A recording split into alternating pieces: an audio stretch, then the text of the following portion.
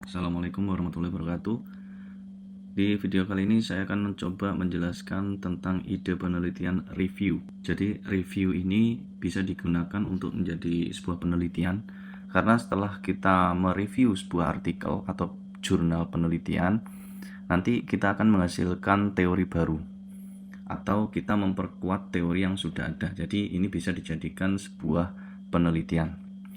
Nah, ada banyak model review, tapi saya akan fokus ke dua review yang paling sering digunakan, yakni literatur review dan systematic literatur review. Nah, yang pertama kita lihat dari tujuannya, yakni memberikan gambaran umum, latar belakang, atau konteks topik penelitian secara luas. Ini untuk literatur review atau naratif review. Sementara untuk yang systematic literatur review atau SLR, ini menjawab pertanyaan penelitian secara spesifik, jelas, dan terukur. Sedangkan secara aspek metodologi, untuk literatur review ini cenderung fleksibel, bergantung pada preferensi penulis. Sementara untuk SLR metodologinya terstruktur, transparan, dan mengikuti protokol yang sangat ketat. Kemudian untuk proses seleksi literaturnya, di literatur review atau naratif review ini tidak selalu dijelaskan secara eksplisit atau transparan. Jadi langsung bisa download artikelnya kemudian direview. Sementara untuk yang systematic literatur review ini jelas, eksplisit, terdokumentasi, dan dapat direplikasi. Untuk evaluasi kualitas studinya, literatur review ini tidak selalu dilaporkan. Sementara untuk yang SLR, wajib dinilai dan dilaporkan secara eksplisit, artinya tertulis. Kemudian untuk sintesis datanya cenderung naratif untuk literatur review, interpretatif, dan deskriptif. Sementara untuk SLR, karena dia tersistematis ya, jadi lebih terstruktur, dapat kuantitatif atau metadatanya ini bisa dijelaskan maupun secara kualitatif. Jadi lebih terstruktur. Kemudian untuk risiko biasnya, untuk literatur review ini lebih tinggi karena seleksinya yang sangat subjektif, bergantung penelitinya. Sementara untuk SLR ini relatif rendah karena metode eksplisit dan transparan. Ciri khas ya dari literatur review atau naratif review ini dapat kita simpulkan dia tidak sistematis, jelas, kemudian bersifat deskriptif dan naratif menjelaskan suatu topik. Dari tujuannya tentu dia memberikan pemahaman umum tentang suatu topik atau isu. Kelebihannya dia fleksibel, dapat mencakup banyak teori dan pendekatan, tidak membatasi jenis penelitian yang diambil. Namun kelemahannya ini rentan terhadap bias seleksi, tidak dapat direplikasi. Ini untuk kelemahannya. Sementara untuk yang SLR, ini dia menggunakan metode yang terstruktur sehingga nanti dapat direplikasi. Nah, tujuannya tentu saja untuk menjawab penelitian secara spesifik dengan sintesis literatur yang berbasis bukti. Secara kelebihan, dapat disimpulkan ini tentu saja transparan, minim bias, dan hasilnya bisa lebih terpercaya. Dan biasanya langkah-langkah yang digunakan tentu saja karena dia sistematis, ini mulai dari pencarian artikel, ini sudah diformulasi pertanyaannya, bagaimana pencariannya ini dibuat secara sistematis, seleksi terhadap studinya, kemudian dinilai kualitas artikelnya, lalu disintesis data. Nah ini ya, yang dimaksud rentan bias tadi seperti apa? Maksudnya di literatur review, pemilihan artikelnya ini tidak dilakukan secara sistematis. Yakni contoh konkretnya misalkan seperti ini ya. Penulis ingin menunjukkan bahwa terapi X sangat efektif. Nah sementara dia hanya mengutip 3 atau sampai 4 artikel untuk mendukung klaim tersebut. Ya, tanpa menyebutkan bahwa ada artikel lain yang mungkin jumlahnya lebih banyak, contohnya 10 artikel, yang menunjukkan hasil sebaliknya. Maka review tersebut bisa menyesatkan atau terjadi bias, karena dia hanya menyebutkan sesuai deskriptif yang dibacanya oleh penulisnya ini. Jadi dia membaca 4 artikel, dia simpulkan, tapi ternyata karena proses pencariannya tadi kurang sistematis, ada 10 artikel lain yang menunjukkan hasil sebaliknya. Maka ini yang dimaksud menjadi rentan terhadap bias. Kemudian tidak dapat direplikasi, maksudnya karena proses pencariannya ini, pemilihan dan evaluasi sumbernya ini tidak dilakukan dengan metode eksplisit atau terdokumentasi, maka orang lain sulit untuk mengulangi proses yang sama dan mendapatkan hasil yang serupa. Ini akan kesulitan. Dan ini tentu saja bertentangan dengan prinsip penting dalam penelitian ilmiah, yakni bisa direplikasi. Karena tidak ada daftar database yang digunakan, tidak jelas kata kunci pencariannya yang dipakai itu apa, kemudian mungkin tidak ada tanggal batas pencarian,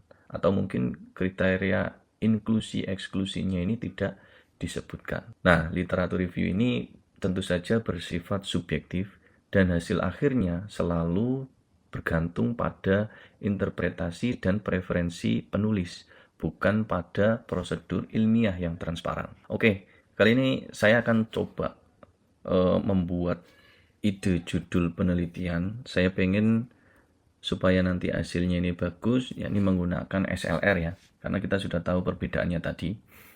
Nah, topik yang saya pilih ini keperawatan medikal bedah. Saya akan nyoba menggunakan ChatGPT atau mungkin juga AI yang lain. Ini sudah saya siapkan prompt-nya. Prompt ini saya desain untuk misalkan kita pengen meneliti sebuah topik, kita akan download dulu minimal 2 atau 3 artikelnya.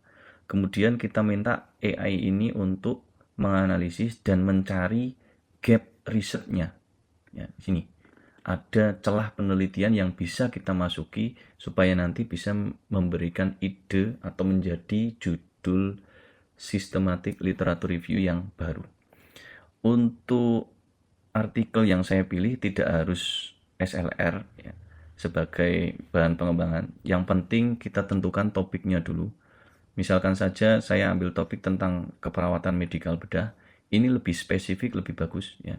Jadi mungkin kita spesifikkan untuk diabetes misalkan, atau misalkan pada pasien kanker, asuhan keperawatannya, nah itu akan lebih bagus. Kita akan coba, kita cari dulu artikelnya di Google Scholar ya. Nah ini nanti kita akan translate ke bahasa Inggris.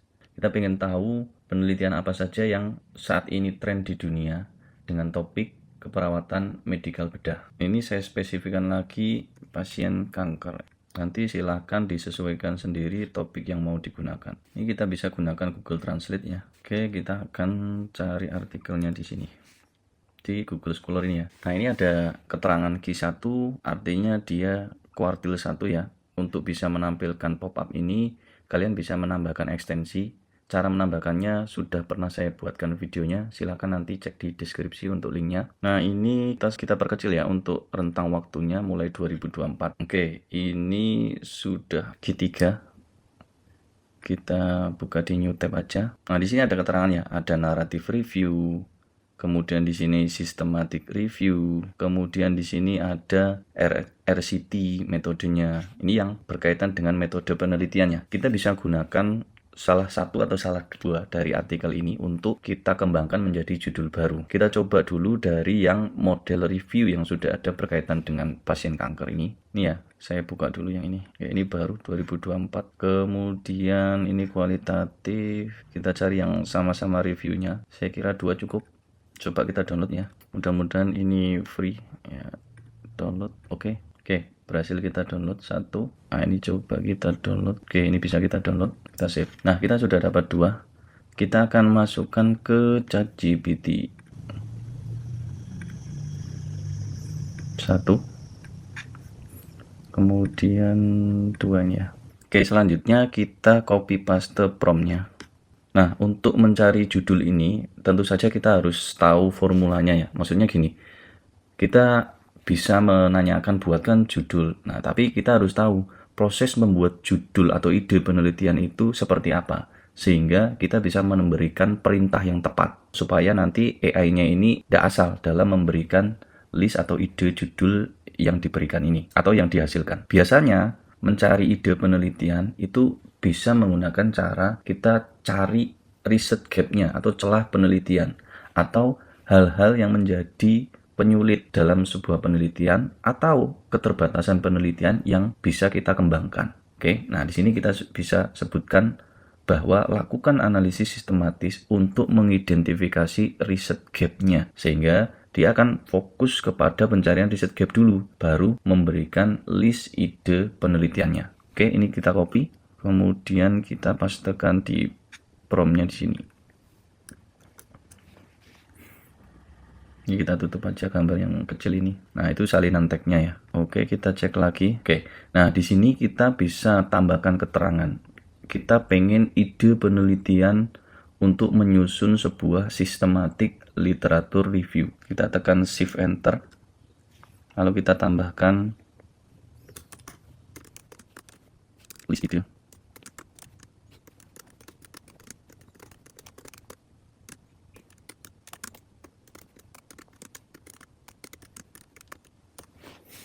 Oke, karena kita pengen fokus menghasilkan ide penelitian dengan metode sistematik literatur review. Oke, sudah cukup, kita enter.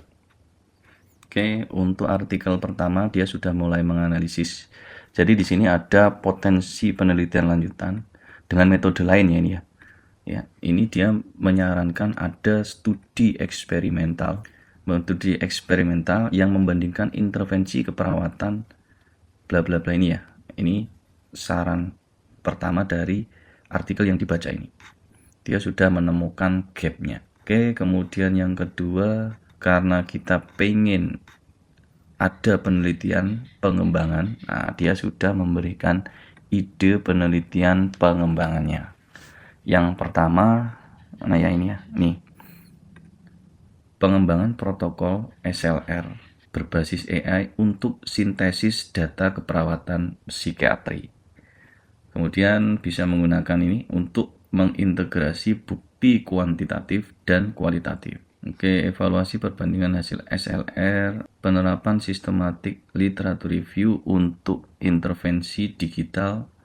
Oke, ini banyak yang ngomong digital ya, digital berbasis AI. Oke, kemungkinan kita akan membahas tentang ini ya, intervensi digital berbasis AI di bidang keperawatan. Nanti untuk ide judul SLR-nya. Oke, kita akan coba dengan artikel yang lain. Nah, ini ya. Kita cari yang metodenya lain. Nah, ini. Kita coba satu jurnal cukup. Karena nanti di situ kita akan menemukan riset gap-nya atau celah penelitian yang bisa kita masukkan. Oke, coba kita download. Wah, ini berbayar ini ya. Ini berbayar, tapi tidak perlu bingung. Kita copy aja judulnya. Oke, kita minta lagi di sini. Di bagian atas ini kita copy lagi promptnya.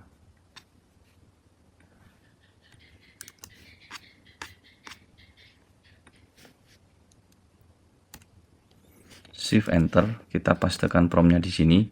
Nah, ini kita ganti. Ya. Ini karena kita bukan mengunggah artikel ya. Ini kita ganti judul aja.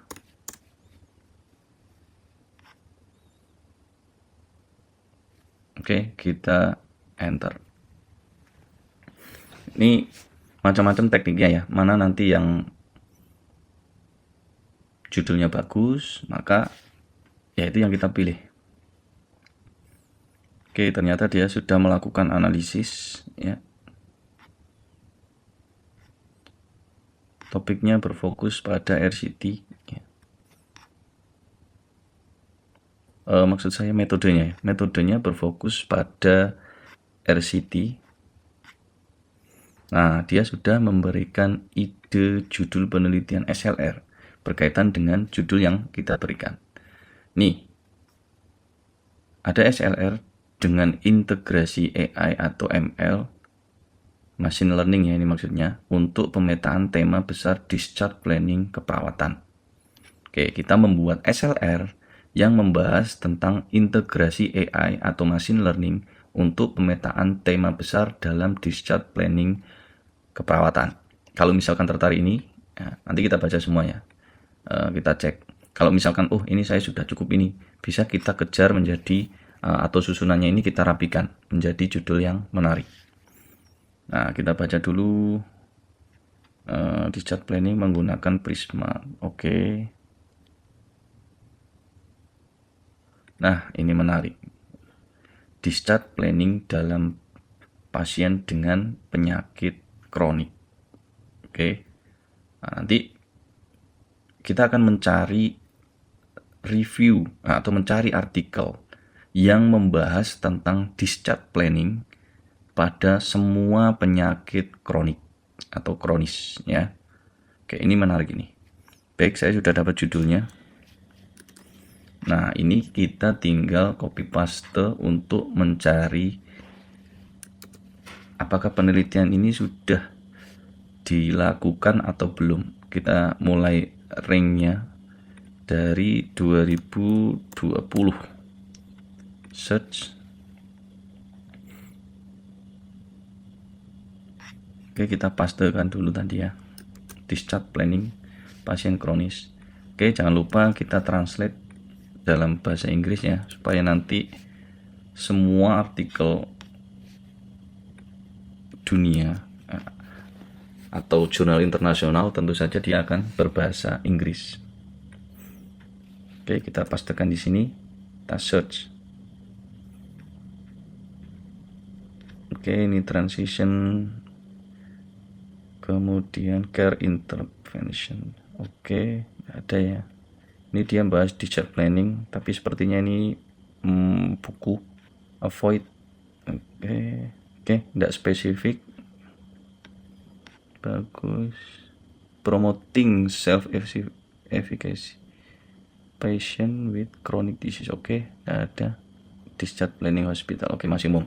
Sepertinya saya sudah menemukan judul ya. Jadi ini ya, nanti yang pengen saya cari dan saya akan bahas tentang discharge planning dengan penyakit kronik itu seperti apa. Saya akan menggunakan systematic literature review yang membahas tentang discharge planning dalam pasien dengan penyakit kronik. Oke, itu cara saya mencari judul SLR atau penelitian systematic literature review menggunakan ChatGPT. Di sini ya yang kita gunakan ada Google Scholar dan tambahannya yakni Google Translate ya, supaya kita mendapatkan artikel internasional. Nah, setelah kita tahu atau kita sudah punya ide penelitian ya, yang menarik ini dibahas, maka lanjut ke pencarian jurnalnya. Nanti di video selanjutnya akan saya bagikan. Sementara ini dulu ya, yang penting kita sudah nemu untuk ide penelitiannya. Nanti promnya akan saya bagikan di deskripsi. Oke, sekian dari saya. Assalamualaikum warahmatullahi wabarakatuh.